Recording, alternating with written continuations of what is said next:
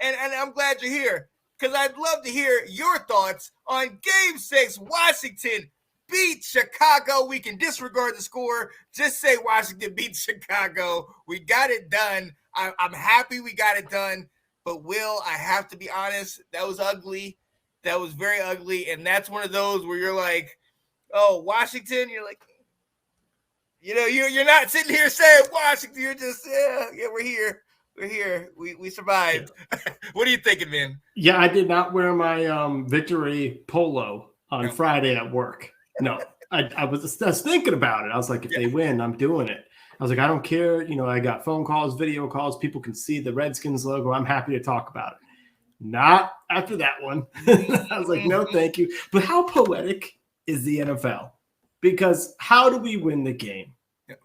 With a defensive stop. Oh, yeah. After all this talk last week about play calling and everything, and guess who comes up at the end? We flip everything and get the W. Oh, yeah. And it is what we've been saying all year about our defense. Bend but don't break. Because they didn't make it easy. It was a very big bend, man. He gave him a 50-yard run or something. Oh, he got to like the 8. I'm like, oh no. Oh man, I had to walk outside and I went to my car, and so I'm listening to it, and I'm like, okay, the first play, and all they kept saying was he almost intercepted it. Oh, he would have just been able to, or picked up the fumble because when he got hit, it looked like he had fumbled it. Well, then I'm like, all right, okay, cool. He's like, oh, the game could have been over. Then they hit like Montgomery or something for, a big gain up the middle. I'm like, oh, okay.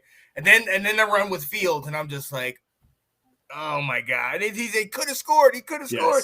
And so I'm just sitting here like, okay, this is how it ends. That's fine. Yeah. We did everything for 59 minutes and 30 seconds. And to get to this point, it was rough, but Will, let's look. Let's not stay there. We see that you're bitter, Mr. Nick Rosario, but we're not. We're happy, and we got to talk about it. We talked about this last week. Some of our keys to victory, and let's go right into it. I'll start right away. One of my keys for victory was establishing the run, and at the end of the day, we did that. Gibson had 5 carries for 35 yards. We also had 17 carries from Brian Robinson. I am so excited. Got back on the field, looked good, looked like he was carrying guys and whatnot. Got his first official touchdown in the NFL after everything he's been through. It's such a blessing. But we established that running game, man. And I think that we saw what happened in the passing game. Not even over 100. So, you know what I mean? Or the lack thereof. So the running game was actually something that helped us with how our defense played. That was one of my keys. Will, what was one of your keys to victory, man? Yeah. I was with you on you got to pound the rock, and that was wonderful to see, especially in the second half. My thing was let's make Justin Fields beat us. Mm-hmm.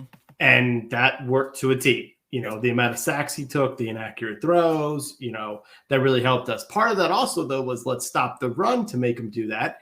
We did not do that, but that didn't stop them. They were basically, they would get chunk yardage or get down the field, and then Justin Fields would get sacked or incomplete passes. Like, he found a way to get the offense off the field. Yeah.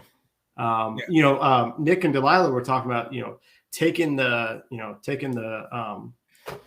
handcuffs off him and let him play a little bit. He did not look good. Mm-mm. He didn't. He seems to live up to that Ohio State quarterback reputation.